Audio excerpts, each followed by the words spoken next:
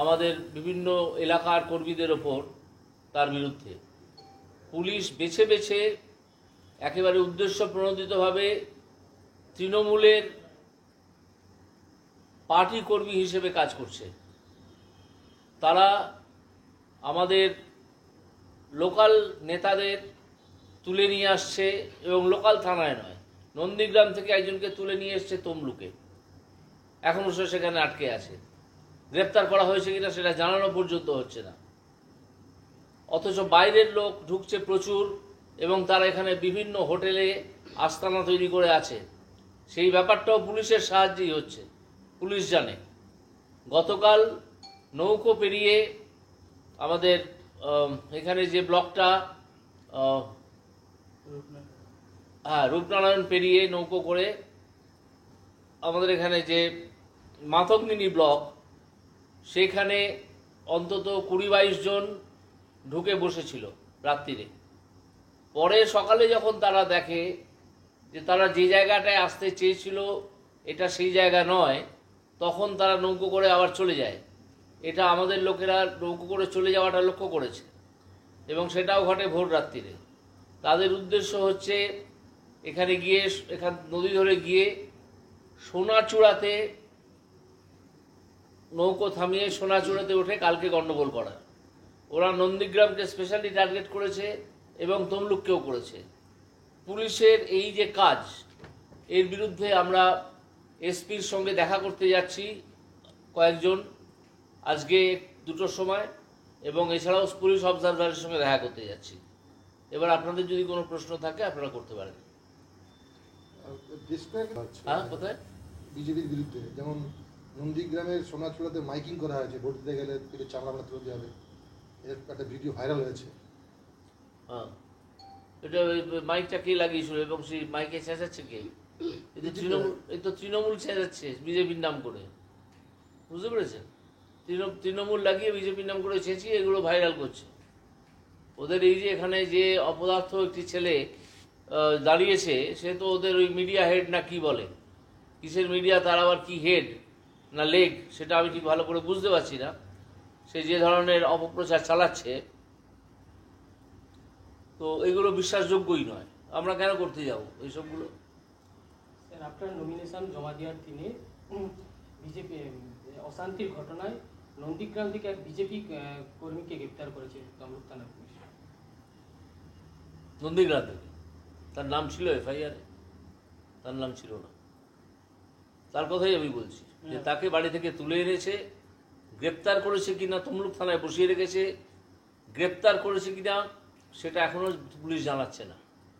এরকমভাবে শুধু নন্দীগ্রামের ওই এলাকা নয়, অন্যান্য এলাকা থেকেও এটা করছে। ওরা হয়ে গেছে টার্গেট নন্দীগ্রাম। যেহেতু নন্দীগ্রামে ভাইপোর পিসিমণি হেরে গিয়েছিলেন, এখন কম্পার্টমেন্টাল মুখ্যমন্ত্রী হয়ে আছেন, সেই জন্য ওরা নন্দীগ্রামকে টার্গেট করেছে, যেখানে কিছুতেই বিজেপির ভোটারদের ভোট দিতে দেবো না। এবং ওদের একটা সংস্থা আছে আইপ্যাক, তারা এই প্ল্যানিংটা করেছে, এবং আমরা জানতেও পেরে গেছি, অনেক কিছু জানতে পেরেছি। তার ব্যবস্থা সন্ধ্যাবেলা থেকে শুরু হবে। ময়নাতেও আপনাদের এক বিজেপি কর্মীর উপর আক্রমণের ঘটনা ঘটেছিল গতকাল। হ্যাঁ, ময়নাতে তাকে মেরে পা ভেঙে দেওয়া হয়েছে। আমরা হসপিটালে তার সঙ্গে দেখা করেছি, যখন সে চিকিৎসা করাতে গিয়েছিল। সে ছাগল চড়াতে গিয়েছিল, বাড়িতে সে ছাগল চড়িয়ে খায়। ও কী করবে, এত দরিদ্র মানুষ। তাকে তৃণমূলীরা সঙ্গে এক মহিলাকে নিয়ে গেছে, নিয়ে গিয়ে প্রথমে তাকে মেরেছে, তারপর বলেছে যে তুই এই মহিলাকে রেপ করেছিস বলে তোর নামে কেস দিয়ে দেবো, বুঝতে পেরেছেন? তারপর কোনো কারণে অন্যান্য লোকজন এসে পড়ে গ্রামের, তখন তারা চলে যায়। এই তো করছে তৃণমূল। নন্দীগ্রামের ঘটনা নিয়ে পুরোপুরি শুভেন্দু অধিকারীকে দাবি করছেন দেবাংশু ভট্টাচার্য। শুভেন্দু অধিকারীকে দাবি করছেন, দায়ী করছেন। হ্যাঁ, দেবাংশু ভট্টাচার্য কি বলছে? নন্দীগ্রাম শুভেন্দু দায়ী? তো পাগলের প্রলাপ, পাগলের প্রলাপ। শুভেন্দু নিজে আমাদের নিজেদের লোককে মেরেছে, মেরে ফেলেছে ওদের লোক, তো এফআইআর হয়েছে। এবং এফআইআর হওয়া সত্ত্বেও যারা এফআইআর নেম, তাদের মধ্যে একজনকে নিয়ে কালকে রাজীব বন্দ্যোপাধ্যায় ওই এলাকায় এসেছিলেন। এটা মানুষ দেখেছে, পুলিশের পাহারায়। পুলিশে খুনিদের পাহারা দিয়ে রাখছে। পুলিশের ভূমিকা অত্যন্ত নিন্দনীয়, অত্যন্ত নিন্দনীয়। আপনাদের মাধ্যমে আমি দাবি করছি এই পুলিশের এসপিকে এখনই সরিয়ে দিতে হবে এখান থেকে। পুলিশের এই এসপি অত্যন্ত দলদাস হিসেবে কাজ করছেন, তার কোনো উর্দির প্রতি তার কোনো সম্মান নেই। বিভিন্ন এলাকা টার্গেট করেছে ওদের আইপ্যাকের, ওদের যে ওই ভাড়া করা সংস্থা আছে আইপ্যাক, তাদের সাহায্যে যে কোন কোন জায়গায় ওরা সন্ত্রাস করবে, কোন কোন জায়গায় ওরা বুথ দখল করবে, কোথায় বুথ জ্যাম করবে এবং কোথায় ছাপ্পা দেবে, সেই নিয়ে আমরাও সতর্ক আছি। কিন্তু আমরা ওদের সব প্ল্যান জানি না, ফলে কালকে আমরা বিভিন্ন দিকে ছুটে বেড়াবো, আমাদের লোকেরা ছুটে বেড়াবেন, নেতারা। আদৌ কি শান্তিপূর্ণভাবে ভোট হবে মনে করছেন? আমার মনে হচ্ছে না, আমার মনে হচ্ছে না। কেন্দ্রীয় বাহিনী আছে, হ্যাঁ, কেন্দ্রীয় বাহিনী আছে, কেন্দ্রীয় বাহিনী কতটা সক্রিয় হয় সেটা আমাদের দেখতে হবে। তবে আমার মনে হয় না ভোট কালকে শান্তিপূর্ণ হবে। কিন্তু নির্বাচন কমিশনের আন্ডারে তো এখন কেন্দ্রীয় বাহিনী পুলিশ, আপনি যা পুলিশ হ্যাঁ আন্ডারে, কিন্তু তাকে পরিচালনা করে, এলাকায় পরিচালনা করে তো পুলিশ। পুলিশ ওই জায়গাটায় নিয়ে যাবে না যেখানটায় গন্ডগোল হচ্ছে।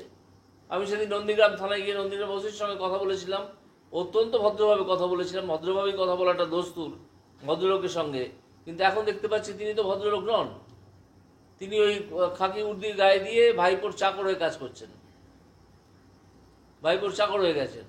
কাকে জলের বোতল দিচ্ছেন, কাকে প্রেস কার্ড বিলোচ্ছেন, এইসবের দায়িত্বে তিনি থাকছেন। এটা তার কাজ? নির্লজ্জ লোকজন হয়ে গেছে। আমরা কিন্তু প্রচুর ব্যবস্থা নেবো এদের এগেনস্টে, এরা হয়তো বুঝতে পারছে না। এরা ভাবছে যে দালালি করে তাদের হয়ে কাজ করে একটা বিরাট কাজ কিছু করছে, বিরাট উপকার তাদের নিজেদের জন্য করছে বা তৃণমূলের জন্য করছে, কিন্তু তারা বুঝতে পারছে না প্রত্যেকটা এইসব কাজের হিসেব আমরা নেব। বিরোধীরা বলছে এবারে কেন্দ্রে বিজেপি আসবে না।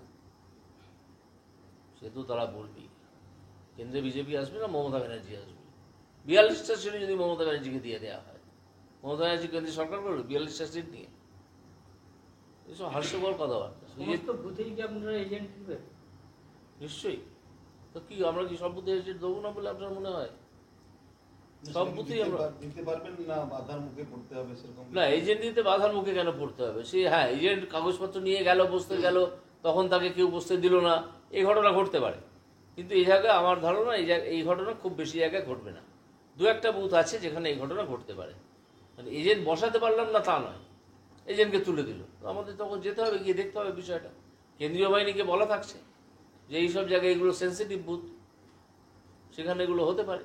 তমলুক লোকসভায় 373টা সেন্সিটিভ বুথ রয়েছে, সেদিকে কি আপনাদের দৃষ্টি থাকবে? নিশ্চয়ই, অবশ্যই দৃষ্টি থাকবে। যদি আপনাদের পুলিং এজেন্ট বা সমর্থক যারা ভোটার যদি বাধার মুখে বলেন তাহলে কি করণীয়? যদি আপনাদের ভোটার এবং পুলিং এজেন্ট তারা যদি বুথমুখী না হতে পারেন, হ্যাঁ, তখন আপনারা কি পথে হাঁটবেন? তখন আমরা পুলিশ এবং কিউআরটি যারা আছেন, কুইক রেসপন্স টিম, তাদেরকে বলবো সক্রিয় হতে, এবং আমরা নিজেরাও সেই জায়গায় যাব। আমি যাব, আমার ইলেকশন এজেন্ট যাবেন, অন্যান্য যে নেতারা ঘোরাফেরা করার পাস যাদের আছে তারা করবেন। কিন্তু তৃণমূল তো এখানে অনেক বাইরের লোক ঢুকিয়ে রেখে দিয়েছে, সে খবর তো আমরা পাচ্ছি। তারা কোথায় কোথায় উঠেছেন তার কিছু হদিশও আমাদের জানা আছে। সে ব্যাপারটা আমরা একটু পরে দেখব, সন্ধ্যাবেলা দেখব। এই হচ্ছে ব্যাপার। দেশ থেকে বিদেশ, জেলা থেকে ব্লক, রাজনীতি, খেলা, বিনোদন সমস্ত খবরে টাটকা আপডেট পেতে সাবস্ক্রাইব করুন আমাদের চ্যানেল হলদিয়া লাইভ।